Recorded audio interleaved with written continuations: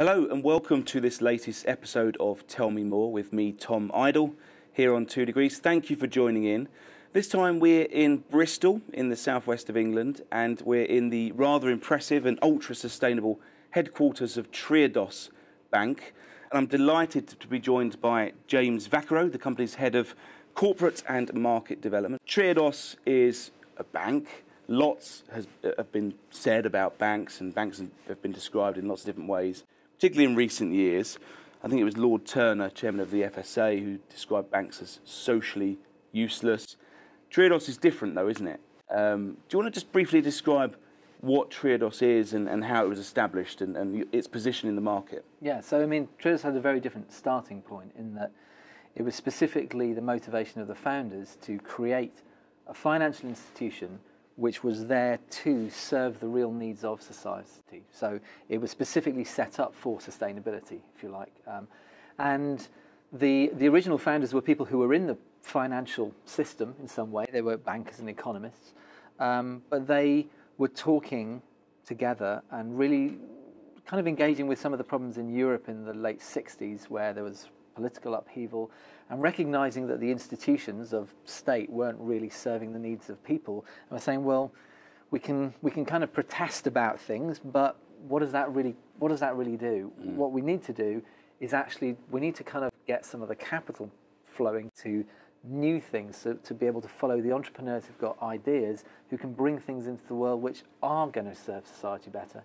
And the way you do that is by becoming a bank. So in 1980, we became a bank in the Netherlands, specifically with this mission. And it was a long process of discussion with the central bank to have this values-led bank. We were one of the smallest ever banks licensed by the Dutch central bank. And then since then, we've kind of grown really as a consequence of just getting close to some of these entrepreneurs who are motivated to do something different, to serve society, whether that is in terms of environmental enterprise or social business of some kind, but it's something which is meaningful and tangible. And then we've kind of developed along the lines of sectors, and now sort of known as a sustainability bank. But it comes from being rooted in the real economy. And I think Adair Turner's point, which you just said there, is they've grown to a size and to a level of complexity where banks who may have even started with similar sets of principles of being rooted in communities, they've grown irrelevant. They've lost that kind of social useful purpose, which I believe they can have. Sure. And the economic doom and gloom that we find ourselves in was a result of banks acting recklessly and using our money in unsustainable ways. But presumably that banking crisis has been good for business for you guys. So I read recently 31% increase in profits last year. Yeah. 16% rise in lending. You're obviously doing something right. Yes, and I think in a way the thing which has been good for business, if you like, is that there's been a moment of awakening. So people are generally more awake. 2007-8, people started to have the lid lifted on what on earth is banking? What should it be? What on earth is going on there? We don't even recognise or understand what's going on there. People couldn't put together the mental image of the banker, which was supposed to be sort of keeping things safe and in order and balanced, with these traders making lots of money based on speculation. It's almost that was a very different narrative, and that was very confusing, and that was quite disruptive. It didn't sort of instantly kind of settle, but people over time have kind of gone, well, yeah, what are banks for? And I think that there is a much greater consciousness now of people thinking, actually, our money is out there in the world, in this economy, which can be sometimes fragile. We want to be with a bank who, A, is transparent and open about where it does put its money, but also is really connected to those customers and understands them and is in there for the long term. Yeah. And when we tell people where we lend, and on our website we've got every single loan that we make in the UK is made visible, one of the common reactions is, wow, I had no idea that money was just kind of out. Is that your model? And it's just like, well, it's actually going back to the basics of how banks can and do work, which is your money is somewhere else. So there's a greater public consciousness, but what about action? What's the reality on the ground? So you've had things like the Move Your Money campaign, which has done a fantastic job in raising that awareness and grabbing press attention. Yeah. But are we seeing people taking their money from the mainstream banks and put it into ethical banks. What's actually happening on the ground? I think we are seeing that, and there are more and more people who are moving. I think that there is an inertia.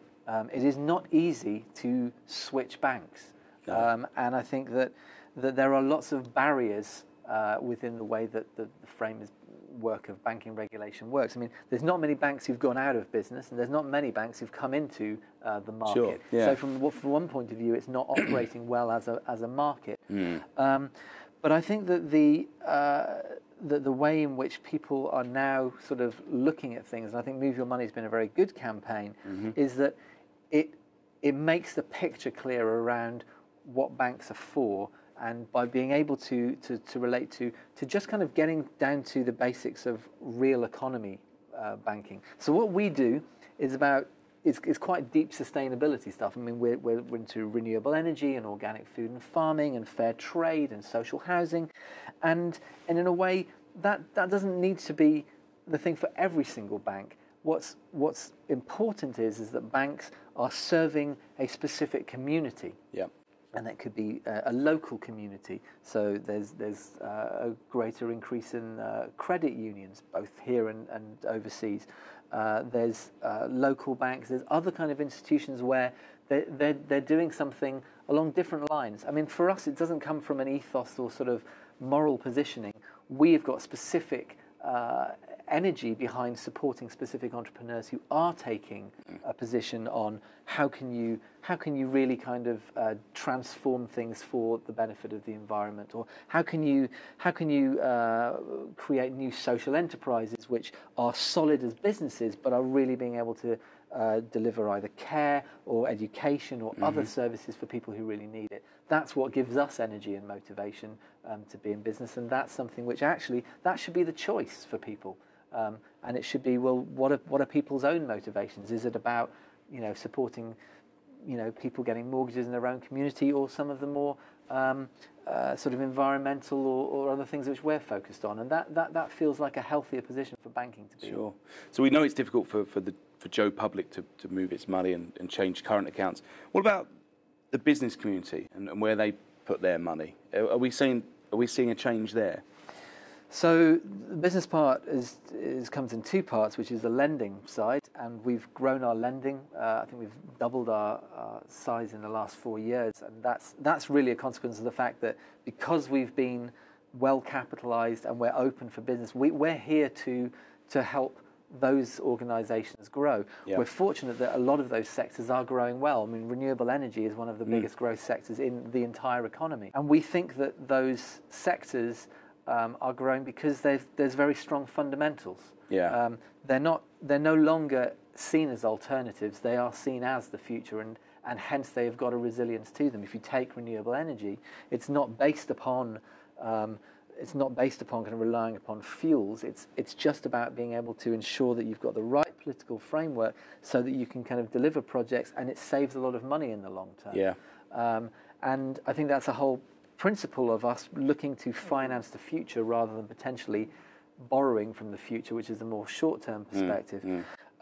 Businesses, in terms of their deposits and putting money, well, I think businesses have got less money to put with people generally. There's only, if you're a small, medium-sized business at the moment, every penny is going into sort of survival and kind of keeping the business moving. But I think that there is more interest for maybe larger companies in terms of thinking, actually, we don't just have an impact in terms of our supply chain and procurement, but also they'll say, well, in fact, our savings and our sort of rainy day money, that's part of our impact. Yeah. And in fact, for some of the companies who've got huge reserves, some of the large computing and tech firms, they have huge impact. Yeah. And we talk about impact a lot and there's a whole kind of concept of impact investing, which is doing something directly with your money. And that's very much what all of our business is about. It's being able to say, well, rather than only being able to just protect its capital value and earn bits of interest on it, you can do something which is very direct and meaningful. And then you can open up a dialogue and say, well, what is it you might be interested in doing given what we do? What's the connection here? Yeah. And those are the kind of relationships which we're looking to open up. Yeah. So your loan book's grown like 50% in the last 4 years. What about your profile in the marketplace? Is it fair to say that you quite like having this kind of a low profile? No, I don't think it is. And I think it's not low in some of the other European countries. Right. So in the Netherlands and in Spain in particular, we've got an incredibly high profile. I think that possibly because of the way that the UK is structured and the protection for London and the banking centre, yeah, it tends to gravitate a lot of the attention for journalists and other commentators. And in a way, I think that as maybe that story passes over time, there's more of a chance for the debate to become, well, what kind of banking system do we want? How do players like us and others can come into that picture? We're not here to take over the UK banking sector. We see ourselves more as a footprint of a mentality. This is a way in which you can do banking in a responsible way, and to keep that kind of system whole, there needs to be others. There needs to be a diversity of other players, and we want to be part of that. And from that point of view, we want to sort of optimize our relevance. Yeah. We want to think and draw upon the history that we've had in supporting renewable energy in its earliest days. We were financing wind farms before there were any in the UK, in organic food and farming, and sort of in the wake of, I mean, the latest thing is around the horse meat scandal, but I mean, there's always these kind of challenges in terms of supply chain for food. We want to work with the new crop of food entrepreneurs to think, how can we get more local sustainable food links set up? We want to work with social housing providers who know we've been financing co-housing projects, new environmental building materials. We want to keep renewing the mission. So it's not enough to have, to rely upon the pioneering stage of the past, but part of what we want to continually do, and part of my new role is how do we keep renewing this mission to stay with the entrepreneurs who are going to make the changes that we need for the next 10, 20, 30 years. So we'll come back and we'll talk about some of those projects in a bit more detail. Talk about mainstream banks. Now, 2 Degrees, we often talk about this journey of how businesses can become more sustainable.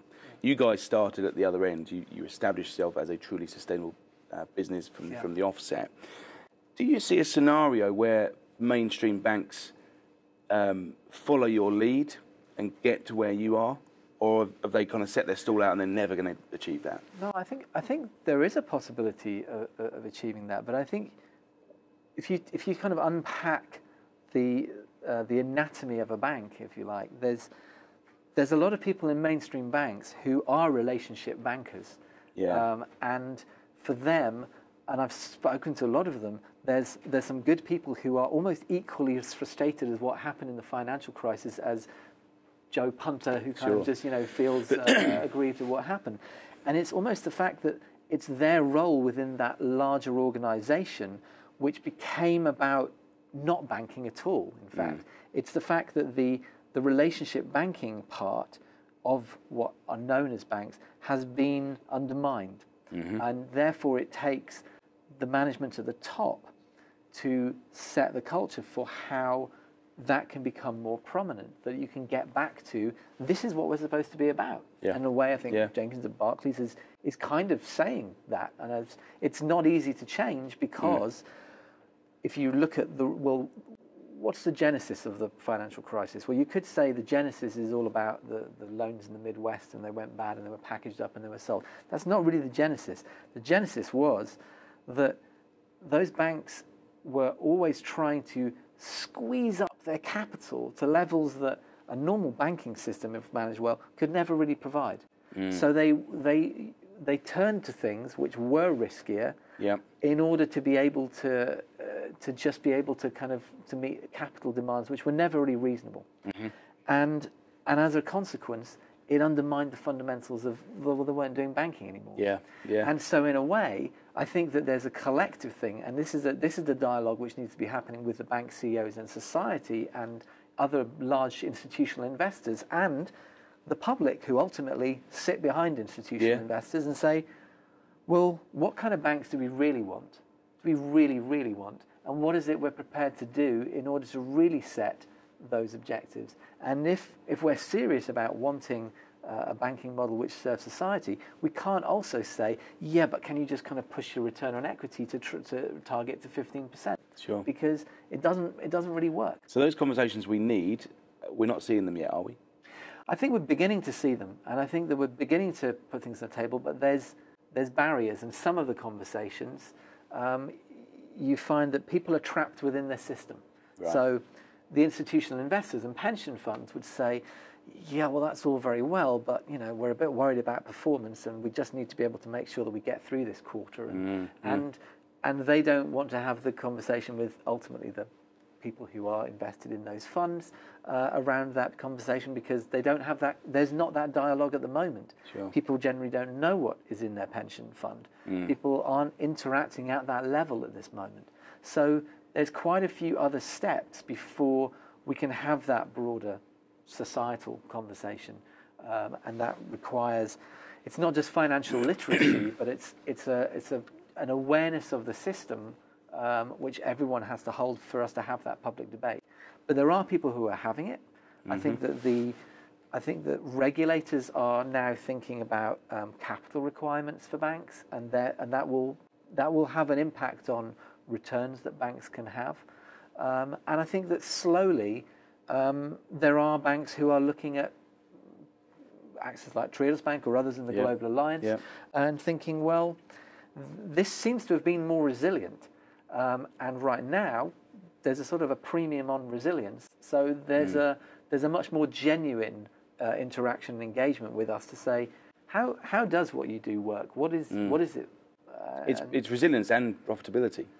It is, but it's profitability which comes as a consequence of not being led by profitability. Yeah. So our profits are there because we do a good job in managing those relationships. We do a good job on really being able to serve those sectors within society. And profits are a sort of a health factor which keep the engine going. Yeah. They're not what's driving the car. Sure. And the minute that profit becomes that, then those other kind of bits of, well, we're here to serve customers, just look superficial, and they are. Yeah. Let's talk about your loan book, and you touched on this earlier. Anybody can log onto your website right now. They can see exactly who you're lending money to, what projects you're investing in, as a publicly viewable entity. What's the rationale behind doing that? If you want to make people more conscious about the system, then be transparent and open it up. Yeah. Part of the problems have been in the financial crisis that it's the opaqueness of it all. It's we don't understand what was in that bank beforehand, and there's some of the language which gets used in the media as well almost puts people off even further, because they go, oh, it's just all too complicated, and CDOs and spread and derivatives and trading. It shouldn't need to be like that. In a way, what we're doing is connecting people to, this is what your money does, and it looks quite simple. It's just like, we look after your money by we're lending it to these people, and this is how we check that their businesses are really sustainable, and this is what it's doing, and this is how you're earning your interest. It's not like we just kind of sprinkle a little bit of interest in it in the bank vaults. It's actually, it comes from real people doing real work and real connections. And the more that story lives and is understood by people, the more they're aware of, well, this is how it can work, and the more that they can choose their own path in terms of their own financial life. The other thing that I talk about a lot is that because we hear all the stories in banks around millions and billions, and it's 5.2 billion lost. As a mathematician, I know that people can't conceive big numbers very well. Yeah. And you need to be able to break it down into, what does my bit of money do? What does that really mean? Yeah. Give it to me in something which I can actually understand, and it means something to my life. And so being able to say, well, this is the amount of money, for example, from our renewables fund, Triodos Renewables, that you need to invest to be able to provide the amount of electricity from renewable energy sources that would meet the average household needs. It's just like, oh, okay, so it's a few £1,000s, and then and then I've done my bit, which is providing the renewable energy. Okay, that makes sense to me, Yeah. and I know what it's doing. And then I also know that it's got a long-term contract, and it produces energy every year, and then it sells that energy into the grid, and then it gets money, and then from that money, it's paying me a dividend. It's just like, oh, this feels quite easy. I feel like I'm part of the story, as opposed to totally distant from this very exotic world of investment banking and all these inexplicable terms. But are there any disadvantages to making it publicly? So have you had any of your customers have said, actually, I'd rather you didn't invest in that? No, most people from the customer side are very, very happy to be visibly part of this community. I mean, it means a lot to them. They feel a degree of pride, but they also feel a degree of connection to the other customers. And we quite often have days where we can connect customers to one another, and it feels like this is our community. It might not be a local community around a town or a city, but it's a very strong community of interest within the UK, but across our branches across Europe, where we feel like there's some real bonds, even in very different areas and sectors. But in a way, we've got a role in bringing that together. And I think I've seen the organic farming community come more together with some of the conservation groups and more together with renewable energy groups over the years. I think that people are recognising that they're more on the same side than they thought they were. In terms of other competitive pressures, people have said to us, but then everyone can see your loan book and they're going to approach those customers. And there's a risk, but if we do our jobs well, generally the experience, they won't be going anywhere. If you show, we don't have anything to fear because those relationships are strong, then people are going to stay with us, and generally people really stay with us. So what's the criteria then? So what companies or projects wouldn't you invest in? So there's a set of criteria which we would never invest in terms of minimum standards, but the generality is we would never need to invoke those, because the basic premise is that people come to us with projects which have got a positive social or environmental impact. So they are already coming with, this is what we want to do, and it's not about just making money, it's really about being able to make a difference to the environment, to society, through social business or arts and culture or whatever it is. And that's the spirit. So generally speaking, in those kind of enterprises, you don't have to worry about whether or not you've got 5% of nuclear power, because you're just not, or you're not making arms on the side of a social business. It doesn't really become a relevant kind of question from a screening point of view. So what we do is we take an understanding of the entrepreneur's motivation. What does he or she really want to do? What challenge in the world is it that they're really kind of grappling with? So we have, there's a business in Bristol where an entrepreneur came to us with an idea for taking ex-offenders and mentoring them and providing skills training to buy dilapidated housing stock off auction and do up these houses, employing these ex-offenders, so they've got sort of skills, and then they kind of do this program for a year, and then they get a guaranteed interview with a construction company. And it's very clear there that it's just like, this is somebody who wants to really provide skills training, education, and a sort of a solid base for these lads to kind of get back up on their own 2 feet, and to do that as a sustainable business. So you use a property development business model, and then you can really keep going. You don't need to rely on grant funding, and that's a great example of something which we've naturally would then. We know that we want to support it in principle, and then we go into the due diligence of so let's have a look at the management, let's have a look at the figures, and it's about getting things healthy at every level. And the three levels really for us are the motivation and the idea. So what is the driver for this impact? The social level. So all of the different communities of stakeholders, be it employees, suppliers, customers, shareholders, but all of the touch points. Is that really in a healthy balance? So if it's a farmer who's got a bit of land who just wants to put a wind turbine up to make some cash, yeah, you're not interested. no, I think in a way it's one of those things there that you can get certain elements which can become, it almost becomes commoditized because it becomes easy. Yeah, right. And I think that it's not to say that we would turn that farmer down. The chances are we probably would make a loan if there was something which we've done lots of wind farms before on farmers' land, but we would always talk to the farmer about why and what's the background. Yeah, right. And why are you doing that? And what's, and we would want to understand the context. And yes, the final level is the practicalities of it has to kind of work as a business. But the reason why we understand that, we want to understand that context, is because if you don't have a good picture of the motivation and the social connections, and all you've got to go on is the more mechanical part of here's the last 3 years accounts and the projections and those things, you don't have much to work on from a risk management point of view. Mm-hmm. You don't have much to work on when things don't go the way that things are expected. It's like if times are tough, the relationship you formed by having a slightly deeper understanding of those people, where they're coming from, is what you've got to work with. Yeah. And so we've integrated that, not just in terms of, well, being better people, but it does actually lead to a lot of more job satisfaction for us as bankers, which we can come on to. But it's about better risk management. It's about better banking. It's about taking care of things which the bankers are expected to take care of.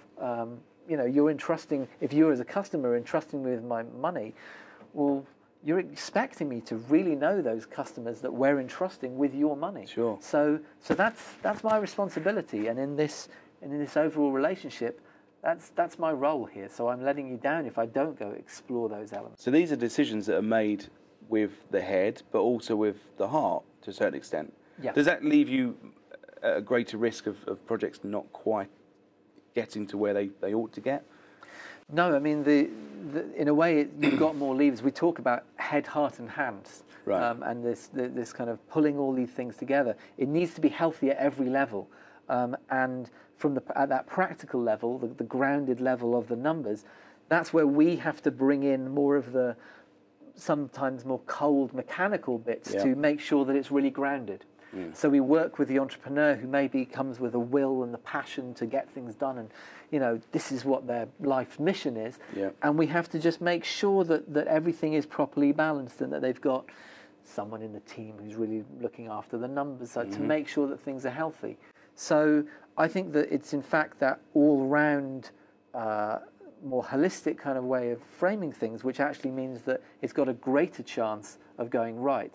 And generally speaking, yes, we do have loans which don't go right, but it's a low proportion and lower level of losses than most banks. And before we turn the cameras on, you were talking about your loan managers being out of the office today, which they are often. They're out in the field. They're meeting the project managers, aren't they? Yeah, and it's where bankers should be. Here, it's about really going to the customer, really knowing their business. Yeah. It's important for us to have a diversity of skills that we introduce. So, yes, there's lots of people here who've worked for other banks, but there's lots of people who've come from non-banking careers. So we have people who've really been in farming or in energy companies, and being able to sort of have those other experiences, other attributes that we can kind of bring in, makes us more credible with those customers. And just being there with the customers allows us to have a deeper relationship. So can you give us a live example of a project you've recently funded that's making good progress?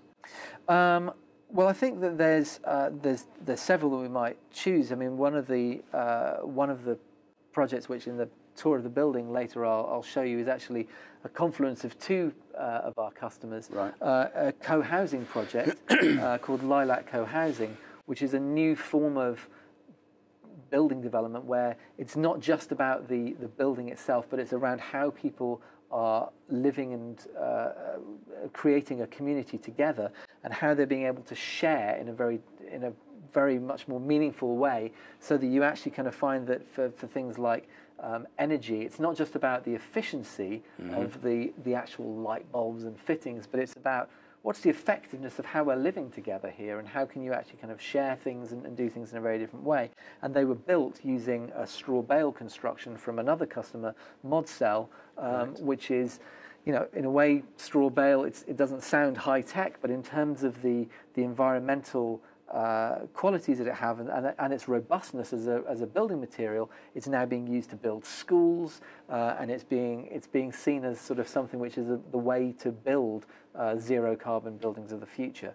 And so those things have got a real resilience to them from both the environmental and the social perspective. And how long are you in for? I mean, what?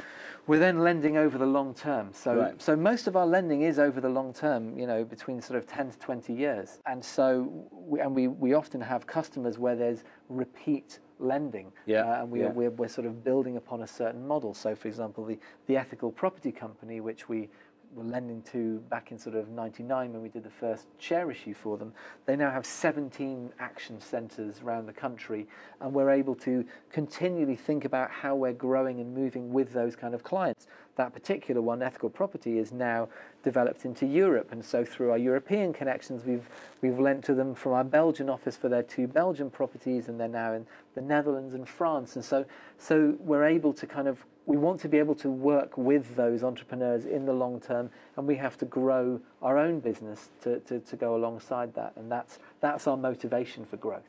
So the long-term nature of these funding projects, is that just because of the fact we're dealing with renewables, we're dealing with sort of different building techniques, so it's not an unknown? Is there an unknown element? It's generally speaking, large projects, by the building projects, construction, but they need long-term finance.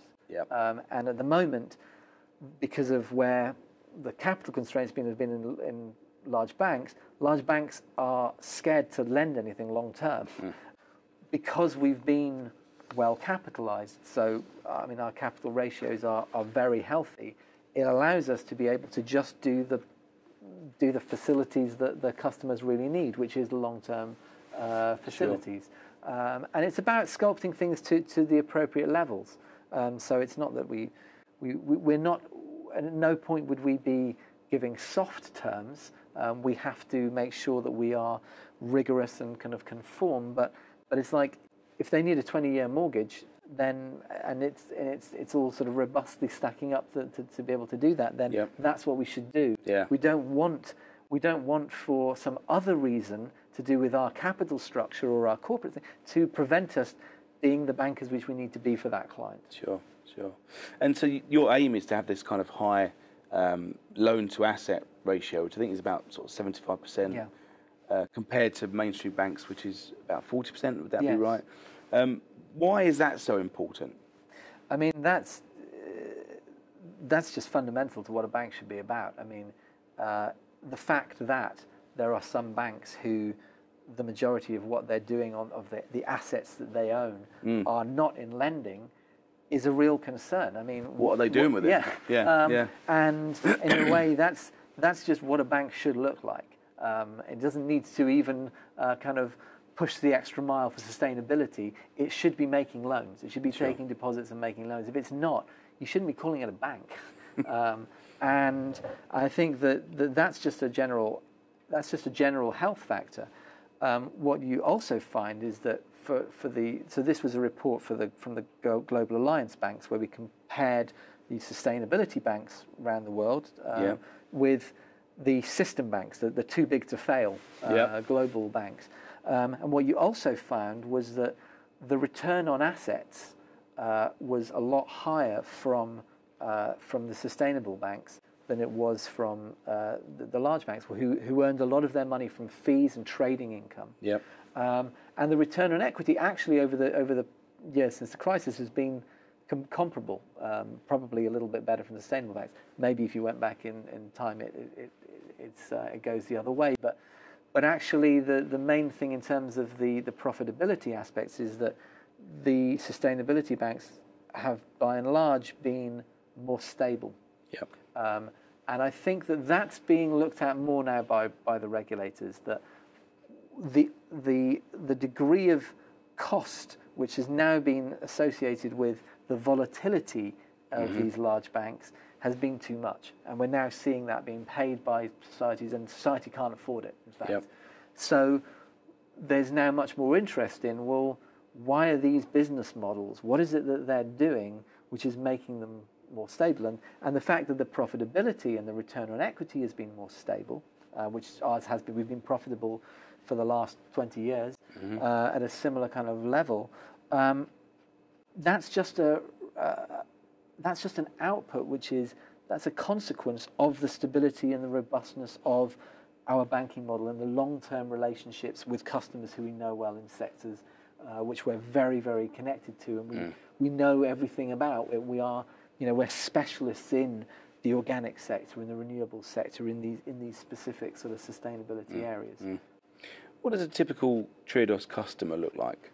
What sort of businesses are putting their money in your safe hands?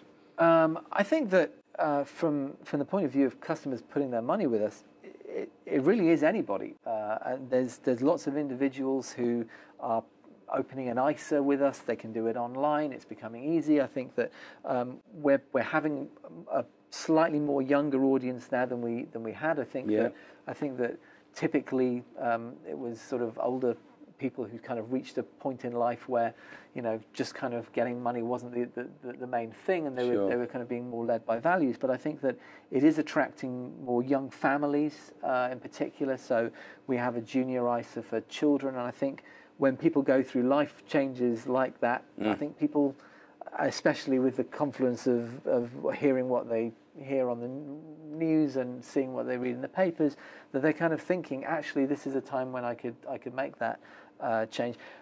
In terms of businesses, we do have certain customers in specific sectors which are typical customers, and you see them all around, sort of organic cafes, wind farms, arts and community groups, social business, social housing associations. But in a way, we don't want to only be defined by those sectors, and we're looking at how can we follow maybe some entrepreneurs who are bringing in some of the new ideas within those sectors. So we're looking at themes like energy efficiency, looking at ecological restoration. How can you get some of these ideas from really sort of at the edge of the envelope of sort of sustainability thinking and make them work? And that's what we do. We come with the sort of the mindset of, okay, that's good, but how do you make this work? Because making it grounded, making it into sustainable business, that's the key to actually kind of getting things done. So back 15 years ago, when I started looking at renewable energy projects, when they were considered and called frequently alternative energy, it was about how do we really get this documentation really lean so that we can talk people through things and we can make this easy so you can do a single turbine on a project finance basis. Whereas for other banks, it was just like, how can you do anything under £50 million on a project finance basis? It's kind of crazy. And that's the bit that's our entrepreneurialism. So we together with the entrepreneurs themselves can work out ways of making it grounded, and then they can go on and do other bigger things. And so customers like Ecotricity, who funded the first turbine with us, they've now gone off and done loads more, and we're still working with them. But it's really about how can we reinvent some of that formula of grounding, embedding, the way of making it real. How can we transport that to the new sustainability theme? So that's what we're also looking for. And what about you, James? What's your story at Triodos? How long have you been with the bank? So I've been here just over 15 years. So I had perhaps an unconventional route, which was after leaving university, I was at a fairly conventional university, shall we say, and was looking at the usual jobs which potentially mathematicians, as I was, would go into, which was investment banking, management consultancy, or accountancy. And got to a phase where I was interacting with these companies, and although things in my head were saying, well, it looks kind of intellectually challenging and there's some things which I can get interested in, my gut was telling me I don't belong here. And by accident stumbled upon an advert for Triodos Bank when I was working at the student union at the time, and it was this new bank, and so I pitched up and wanted to have a conversation just because I was very interested in, you know, a very radical story of this bank, but it was all about sustainability. And had a conversation, and I was expecting it to be about half an hour, and it was about 3.5 hours. And then that was it. I was sold because it was about being able to do something which I really wanted to do, but it was a proper job. 15 years ago, I mean, was the term sustainability even used in the company, or did it look like something different? There was very different terminology then, and there was, I mean, in a way, back then, I think there was a lot of talk from ethical investment about ethical banking. Yeah. But that's never a term that we created or really wanted to own, and it's not a term that we feel that comfortable using now, because in a way, the connotations come too much around sort of morality and sort of being right, and it's being able to just be passionate about finding these new solutions. It's about, come on, how can we make these new things work in the world, and that's really energizing. And from a point of view of when you hear things about bankers' bonuses and that's the thing, right here, and for me personally, I mean, we don't feel we don't need bonuses here. We don't work with bonuses here because you don't need to. It's like, this is an incredibly motivating place to work because we're just connecting to some of the most inspiring people. That's what we can do when we come to work. What do you need a bonus for? We're making some amazing things happen, and being able to continually renew that is what keeps a lot of our business healthy. And back then, I remember in my sort of first conversations, I was learning about organic agriculture and the Soil Association, and it was all very new to me. But as I've sort of developed, and as the sectors have developed, as I said earlier, things have come together. And although we don't have a master plan vision, we are really kind of seeing that the system is beginning to kind of connect in a different way, and that our place within that system of how do we make this work, how do we make it grounded, how do we make it sustainable as a business so that it keeps going on, is becoming clearer and clearer. So that's how what's the big plan here, though? What's the growth ambition of Triodos? I mean, you could argue that society needs you to be bigger. Yeah, and we don't work with growth targets in that kind of way. So for us, growth targets are the outcome of the planning process, which is about what's happening in these sectors. Yeah. What's happening in this other bit over there?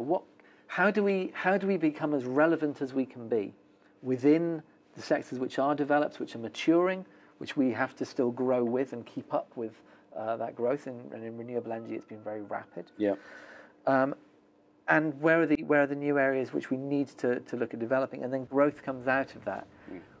It then has to be a balance, because yes, we do have budgets as well, but the idea is not to become a super huge banking institution.